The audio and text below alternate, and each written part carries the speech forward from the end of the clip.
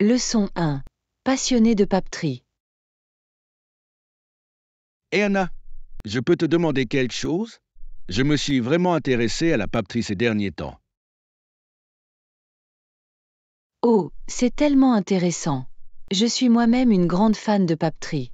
Qu'est-ce qui vous fascine à ce sujet?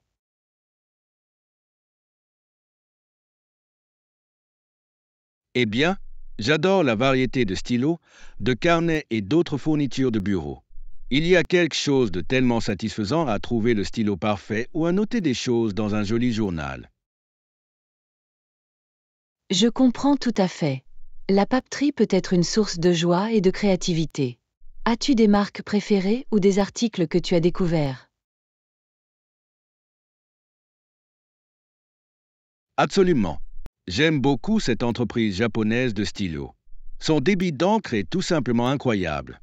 Et je viens de trouver ce superbe carnet relié en cuir qui est devenu ma référence pour toutes mes notes. Ça a l'air incroyable. J'adorerais voir ta collection de papeterie un de ces jours. Peut-être pourrions-nous même faire un petit tour d'achat de papeterie ensemble. C'est une super idée. Je serais plus qu'heureuse de vous présenter ma collection.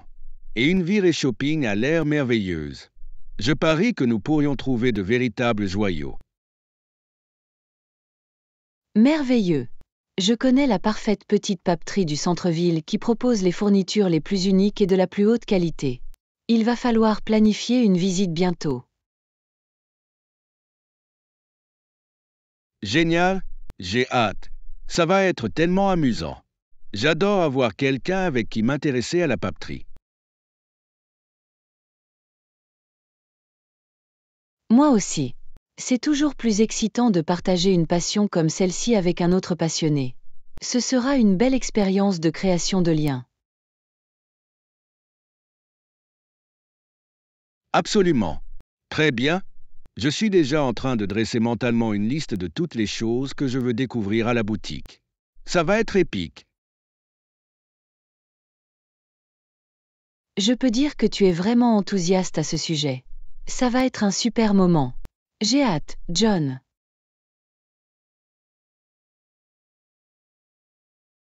Génial, moi aussi.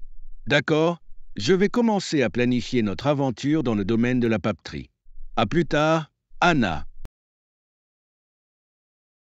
Leçon 2. Organisation du voyage. Et Anna, je suis excité par le voyage. Je ferai de mon mieux pour accueillir les bagages supplémentaires que vous avez mentionnés. Bonjour John, merci. Je vous en suis reconnaissante. Combien de temps vas-tu rester? J'y serai pendant une semaine. Je veux explorer le plus possible. Ça a l'air parfait. As-tu une liste de lieux que tu souhaites visiter? Oui, j'ai prévu de visiter les sites historiques et peut-être quelques marchés locaux. D'excellents choix. Les marchés locaux sont fantastiques pour découvrir la culture. Exactement. J'ai hâte de goûter à la cuisine de rue. Avez-vous des recommandations?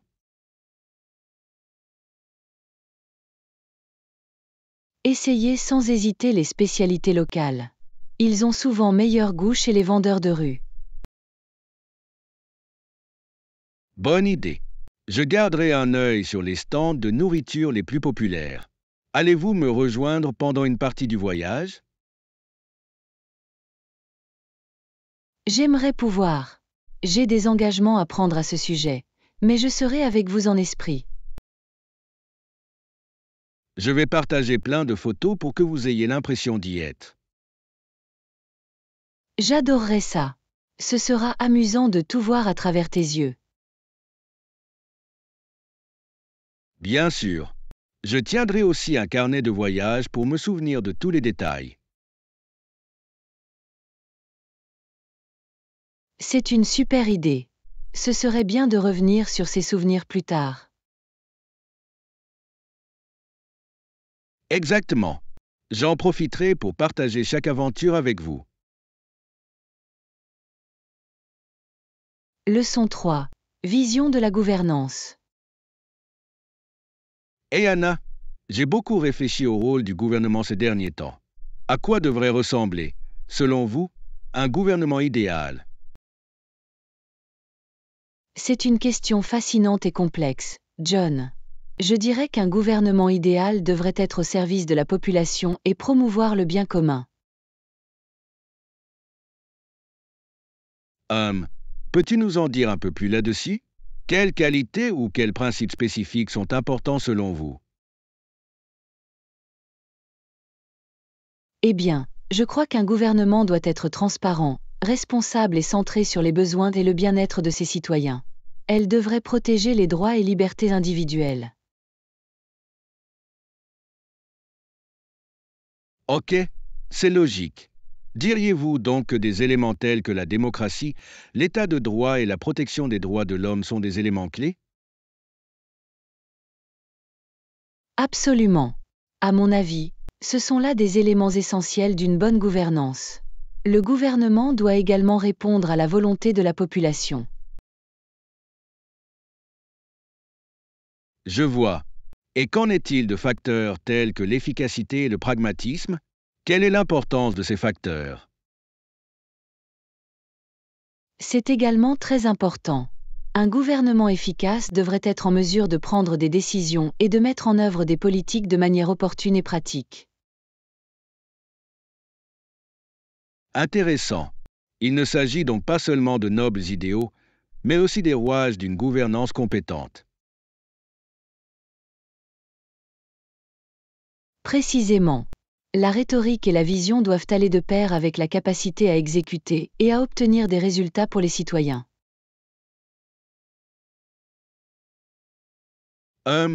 C'est une bonne remarque.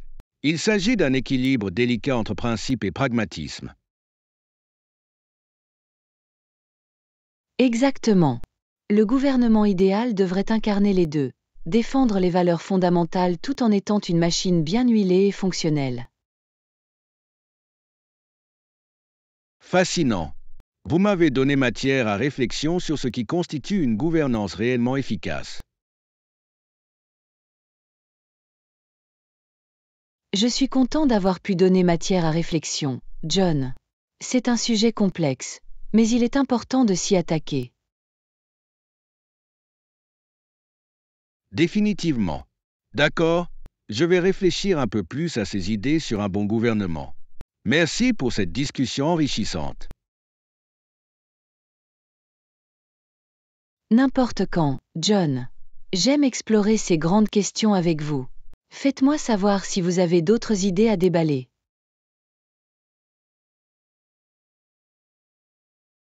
Fera l'affaire. Très bien, revenons à la réflexion sur le système de gouvernance parfait. On se voit plus tard. Leçon 4. Le rêve éternel de la démocratie. Et Anna, je me demandais si tu avais des idées sur l'état de la démocratie dans notre pays. Absolument, John. En tant que citoyen, je crois profondément au processus démocratique et aux rêves durables qu'il représente.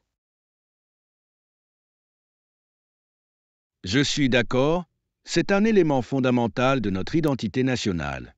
Mais parfois, j'ai l'impression que ce rêve est menacé.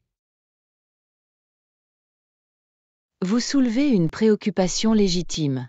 La démocratie exige une vigilance et un engagement constant de la part de la population. Mais je crois toujours en l'avenir de cette nation. C'est rassurant à Définitivement. entendre. L'engagement Pensez-vous qu'il civique, existe le des vote et moyens la spécifiques pour responsabilisation de renforcer nos et dirigeants protéger sont nos tous institutions essentiels. démocratiques? Nous ne devons pas nous reposer sur nos lauriers. C'est vrai, nous avons tous la responsabilité de participer activement au processus démocratique. Que pensez-vous de l'état actuel du discours politique? Cela est certainement devenu plus polarisé et source de division ces dernières années. Mais je crois toujours que grâce à un dialogue ouvert et respectueux, nous pouvons trouver un terrain d'entente. C'est un bon point. Il est très important de trouver des moyens de surmonter les divisions et de nous concentrer sur nos espoirs communs pour le pays. Absolument. Même lorsque nous ne sommes pas d'accord, nous sommes tous concernés en tant qu'Américains. Il est essentiel de faire des compromis et de travailler en collaboration. Je suis d'accord. Le maintien de ce sentiment d'unité nationale, même en dépit des différences, est crucial pour la santé de notre démocratie. Exactement. Si nous perdons de vue nos idéaux démocratiques et notre engagement commun envers ce pays, le rêve auquel nous croyons est menacé. Bien dit. Très bien. Cette discussion a vraiment suscité la réflexion, Anna. Beaucoup de choses à méditer en ce qui concerne l'état de notre démocratie. Je suis content que nous ayons pu avoir cet échange significatif, John. Il est très important de poursuivre ces conversations. L'avenir est entre nos mains. Absolument. Bon, revenons à la réflexion sur le pouvoir durable du processus démocratique. On se voit plus tard. Leçon 5. Adopter les cuisines locales. Et Anna, je voulais te faire une idée de quelque chose. Lorsque vous voyagez, mettez-vous un point d'honneur à essayer la cuisine locale? Absolument, John. Je considère toujours que la découverte de la cuisine locale est l'un des points forts de tout voyage. Je suis d'accord. C'est une façon incroyable de s'immerger dans la culture et d'avoir un véritable aperçu d'un endroit. Définitivement. Les saveurs, les ingrédients et les méthodes de préparation peuvent vraiment vous donner des informations précieuses sur une destination.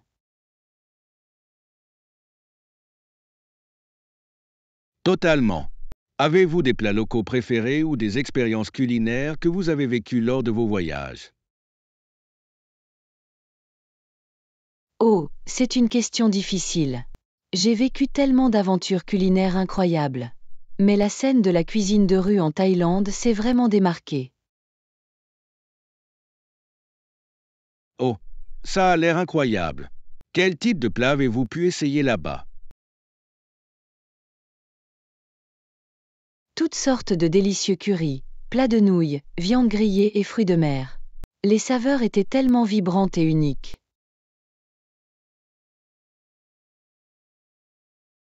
Waouh, ça a l'air absolument alléchant.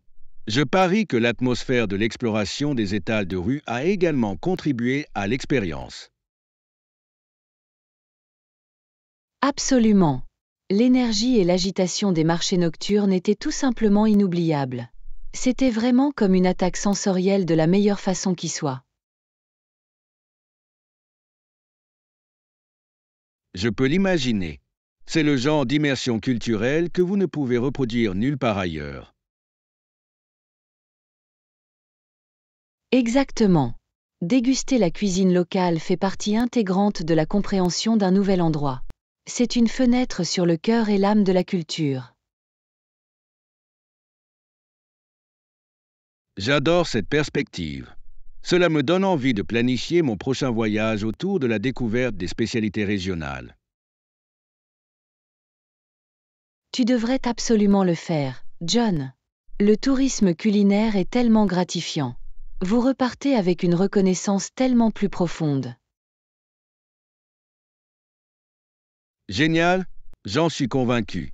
Très bien, il est temps de commencer à rechercher les meilleures destinations gastronomiques de ma liste de voyages. Ça a l'air d'être un plan. J'ai hâte de tout savoir sur tes futures aventures culinaires, John. Bon appétit. Ah, ça ira.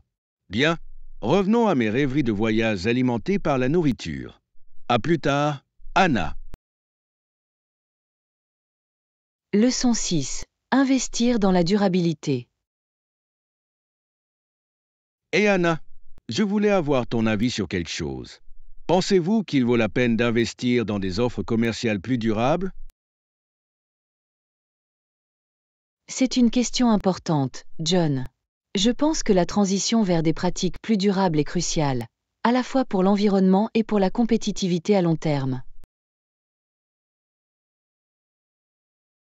Je suis d'accord, il semble que de plus en plus de consommateurs exigent des produits et des services respectueux de l'environnement ces derniers temps.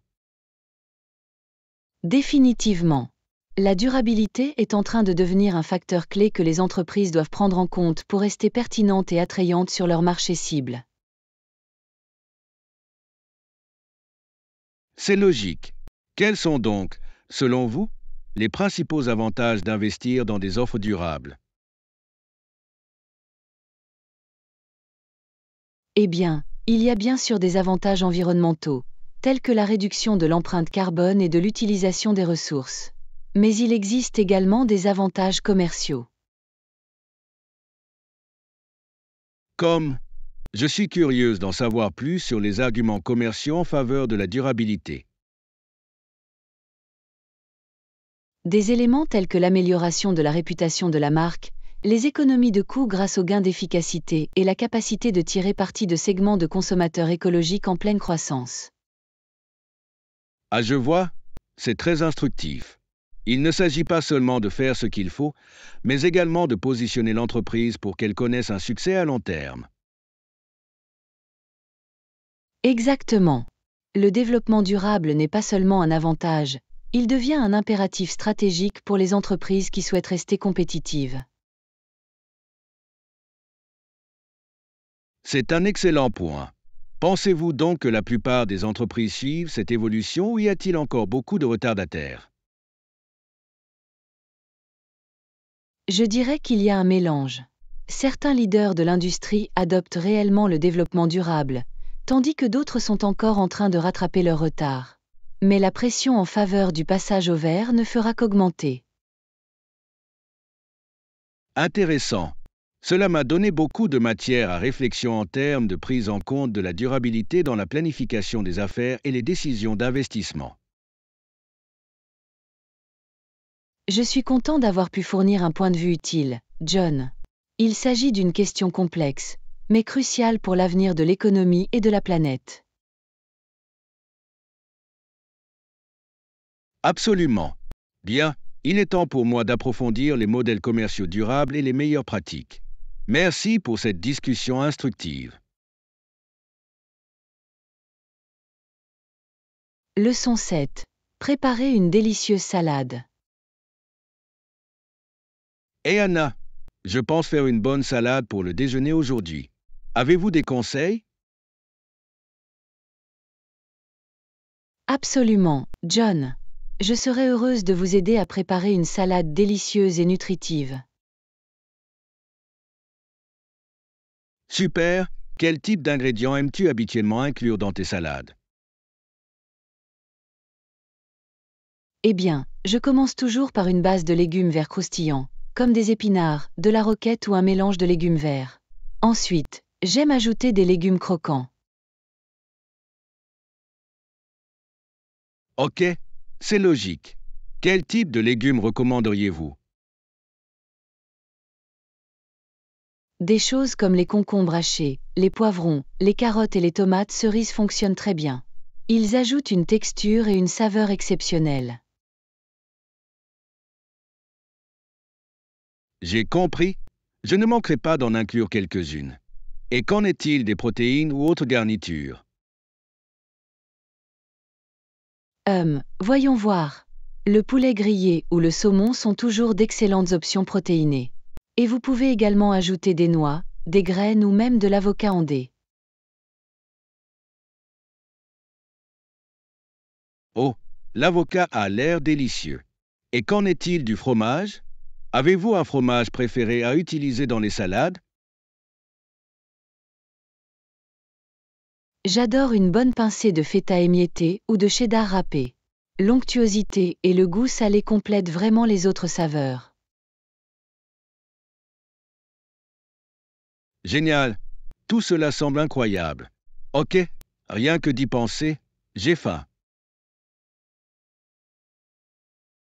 Ah, je suis sûre que la salade que tu préparas sera absolument délicieuse, John. N'oubliez pas de bien tout hacher.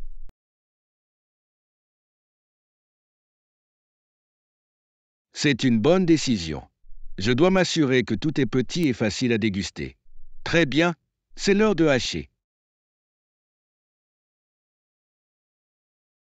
Ça a l'air d'être un plan. J'ai hâte de savoir comment va se passer ta salade. Faites-moi savoir si vous avez besoin d'autres conseils en cours de route. Ça ira, merci Anna. Bien, revenons à ma mission de hacher des légumes. À plus tard. Leçon 8. Le mystérieux placard. Hé Anna, je peux te poser une question un peu étrange? Je pense qu'il y a peut-être quelque chose dans mon placard. Oh mon Dieu, vraiment? Qu'est-ce que tu veux dire, John? Avez-vous vu ou entendu quelque chose de suspect là-dedans? Eh bien, hier soir, j'ai cru entendre un bruit provenant du placard, alors je suis allé enquêter. Mais quand je l'ai ouvert, il n'y avait rien. Quelle curiosité! Avez-vous vu ou senti autre chose d'inhabituel dans le placard? Pas vraiment. Je suis resté là et je l'ai regardé pendant un moment, dans l'espoir d'avoir un aperçu de ce qui pouvait s'y trouver. C'est un peu troublant. Avez-vous déjà eu d'autres expériences étranges avec ce placard? Pas que je m'en souvienne. C'était juste un placard normal jusqu'à hier soir.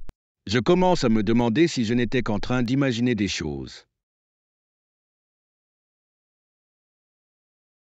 Eh bien, je ne le rejetterai pas si vite, John. Nos sens peuvent parfois détecter des choses que nous ne comprenons pas complètement. C'est vrai. Peut-être qu'il y a quelque chose de plus étrange qui n'y paraît dans ce placard. J'aimerais juste savoir ce que c'était. Je comprends votre curiosité et votre inquiétude. Avez-vous envisagé de le surveiller de plus près? Peut-être même d'installer une caméra? C'est une bonne idée, en fait. Je pourrais essayer de le surveiller discrètement pour voir s'il se passe quelque chose. Au moins, j'aurai des preuves.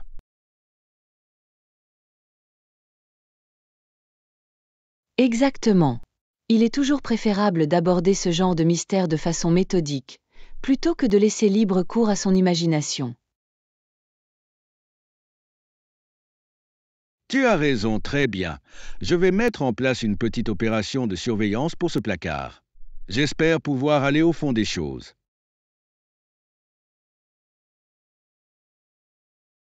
Je suis sûr que tu le feras, John. Sois juste prudent et tiens-moi au courant de ce que tu découvres. Cela ressemble à un mystère intrigant.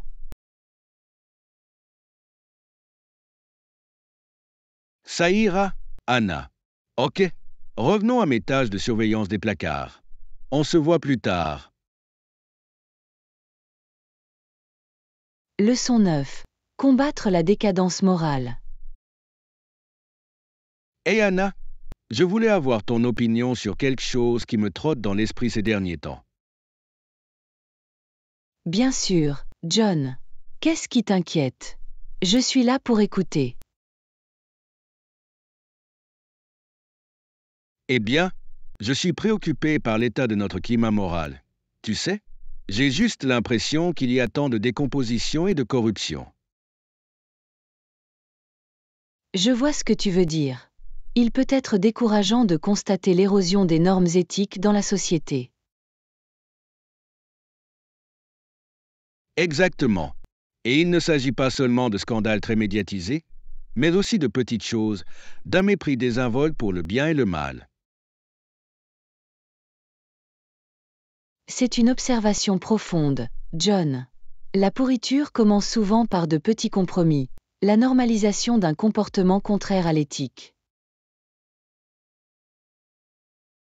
Précisément. C'est comme si tout le fondement moral était en train de s'effondrer, et cela m'inquiète profondément pour l'avenir. Je partage ton inquiétude, John. Il s'agit d'un problème complexe sans solution facile, mais il ne faut pas perdre espoir. Alors, que pensez-vous qu'on puisse faire? Comment pouvons-nous rétablir une fibre morale plus forte dans nos communautés? Eh bien, je crois que cela commence par la prise de responsabilité personnelle de chacun. Vivre avec intégrité et donner l'exemple. C'est logique. Mais comment faire pour que les autres emboîtent le pas? Cela ressemble à une rude bataille contre la vague de décadence morale. Vous soulevez un point valable. Il faudra déployer des efforts concertés sur de multiples fronts: éducation, engagement civique et responsabilisation des dirigeants. Tu as raison. Cela va nécessiter une approche à plusieurs volets. Mais je suis convaincu que c'est un combat qui en vaut la peine. Absolument, John. La santé de notre société en dépend. Nous devons être prêts à défendre ce qui est juste, même lorsque c'est difficile. Je suis entièrement d'accord. Très bien, vous m'avez donné matière à réflexion pour savoir comment faire partie de la solution. Je suis content d'avoir pu fournir quelques points de vue utiles, John. C'est une bataille permanente, mais je crois que nous pouvons la gagner si nous travaillons ensemble. Définitivement. Bien, il est temps pour moi de réfléchir à la manière dont je peux contribuer à reconstruire nos fondements moraux. Merci pour cette discussion, Anna. N'importe quand, John. Je suis là si vous voulez poursuivre cette importante discussion. Je vous souhaite bonne chance dans vos efforts. J'apprécie. Très bien, revenons à la réflexion sur les rouages du renouveau moral. À plus tard. Leçon 10. Imaginez des futurs alternatifs. Hey Anna, je lisais une histoire l'autre jour qui m'a vraiment fait réfléchir. L'auteur imaginait comment sa propre vie aurait pu se dérouler différemment. C'est un concept fascinant, John. Je peux comprendre à quel point l'exploration de modes de vie alternatifs peut être un exercice qui suscite la réflexion. Exactement. Dans le récit, l'auteur se demande si ses grands-parents avaient fait des choix différents. Comment sa trajectoire de vie aurait pu changer en conséquence.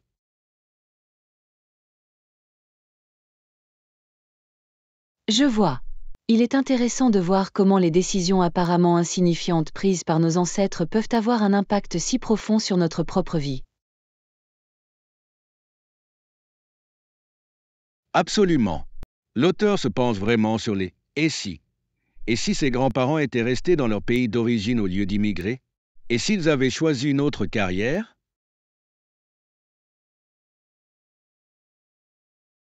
Cela doit donner lieu à une lecture captivante.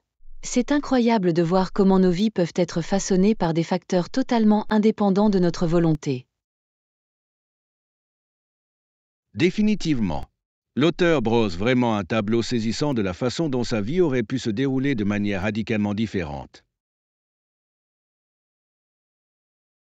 J'imagine que ce serait à la fois fascinant et un peu troublant, pour réfléchir à la façon dont toute votre existence aurait pu être modifiée. Exactement. On se demande presque, sommes-nous vraiment les auteurs de nos propres histoires? Ou est-ce que nous suivons simplement le chemin qui nous a été tracé?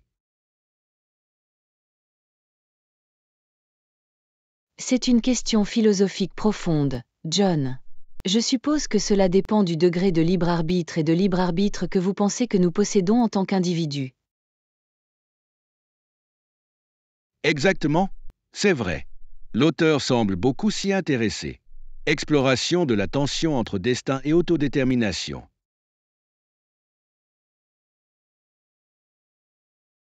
Cela ressemble à une exploration stimulante de ce débat séculaire.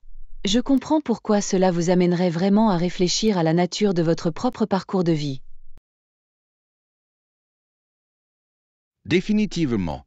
Cela m'a fait beaucoup réfléchir au rôle du hasard et des circonstances par rapport à nos propres choix et actions. Voilà le genre de grandes questions qui peuvent vraiment captiver l'imagination. Je serais curieuse d'en savoir plus sur vos propres réflexions à ce sujet. Bien sûr, cela m'a donné matière à réflexion. Ok, il est temps de me replonger dans cette histoire et de poursuivre mon propre voyage. Et si? Ça a l'air d'être un plan, John. Profitez de vos explorations littéraires et n'hésitez pas à partager davantage de vos idées avec moi. Ça ira, merci Anna. Bien, revenons à l'imagination de futurs alternatifs. On se voit plus tard. Leçon 11. L'art d'écouter. Et Anna, je voulais avoir ton avis sur quelque chose. Selon vous, quelle est la clé d'une communication efficace? C'est une question intéressante, John. À mon avis, le fondement d'une communication efficace est l'écoute active. Ah, je vois ce que tu veux dire. Il ne s'agit donc pas seulement de l'orateur, mais de se concentrer réellement sur la compréhension de l'autre personne. Exactement. Trop souvent, les gens sont tellement préoccupés par la formulation de leurs propres réponses qu'ils n'écoutent pas vraiment ce qui se dit.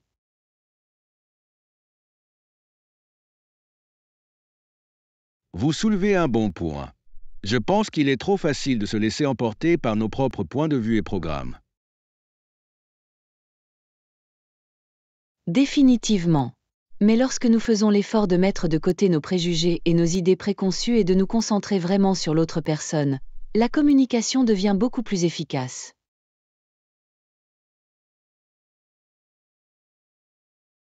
C'est logique. Que implique donc l'écoute active au-delà du simple fait de rester silencieux pendant que l'autre personne parle? Eh bien, cela implique de maintenir un contact visuel, de poser des questions de clarification et de paraphraser pour s'assurer que vous avez bien compris. Je vois. Ce sont toutes de bonnes techniques. Il s'agit d'être pleinement présent et engagé, plutôt que de simplement entendre passivement les mots. Précisément. L'écoute active montre que vous appréciez le point de vue de l'autre personne et que vous faites un effort concerté pour établir des liens.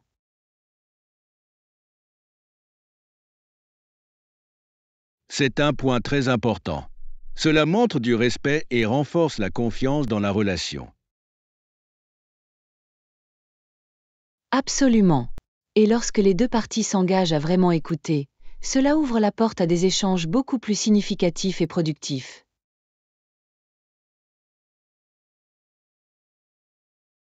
Je peux comprendre à quel point cela serait essentiel, en particulier lorsqu'il s'agit de discuter de sujets complexes ou sensibles. Exactement. L'écoute active est une compétence qui demande de la pratique, mais les avantages en termes de compréhension plus claire et de liens plus solides sont immenses.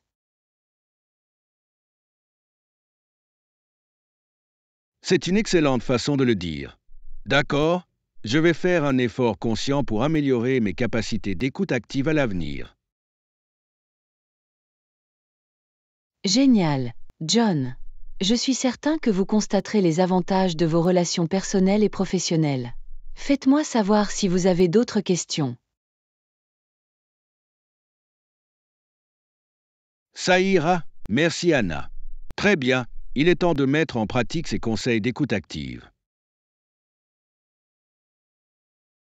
Super. Profitez bien de l'entraînement.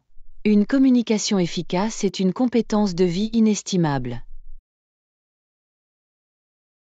D'accord.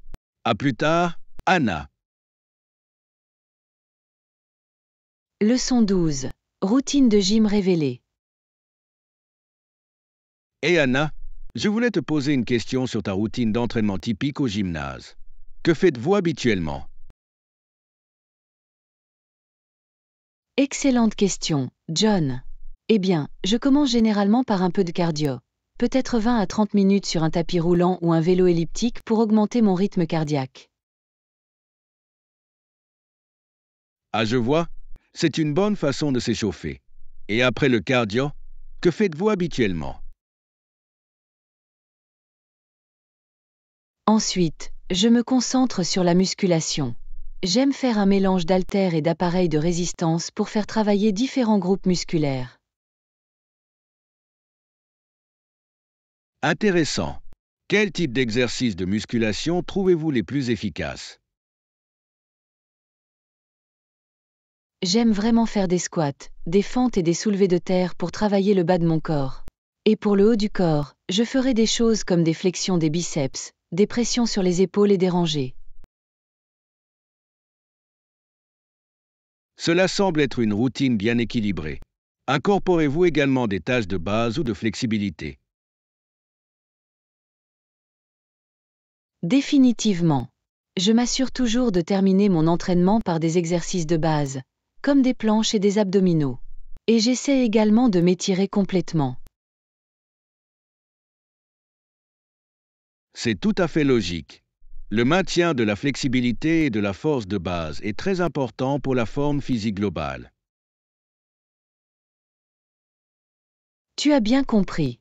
Il s'agit de créer un programme équilibré qui touche tous les principaux groupes musculaires et aspects de la condition physique. Absolument. Et trouvez-vous que votre routine varie beaucoup d'un jour à l'autre ou vous en tenez-vous à un plan assez constant? Je dirais que c'est un peu des deux. J'ai une structure générale que je suis, mais je mélange souvent les exercices spécifiques pour que les choses restent intéressantes. C'est une excellente approche. La variété est essentielle pour rester motivé et relever des défis pendant vos entraînements. Exactement. Et je trouve que le fait de changer les choses permet également d'éviter les plateaux et de m'assurer de progresser continuellement. Excellente remarque. D'accord, vous m'avez donné de nombreuses informations utiles sur une routine de gym efficace. Il est temps pour moi de travailler à l'élaboration de mon propre plan. Génial, John. Je suis heureuse d'avoir pu vous donner quelques conseils utiles. Faites-moi savoir si vous avez d'autres questions au fur et à mesure que vous mettrez au point votre routine de gym. Ça ira, merci Anna. Très bien, revenons à mes recherches et à ma planification d'entraînement. À plus tard. Abonnez-vous, aimez et partagez notre chaîne. Votre soutien nous aide à créer encore plus de contenu de qualité. Merci.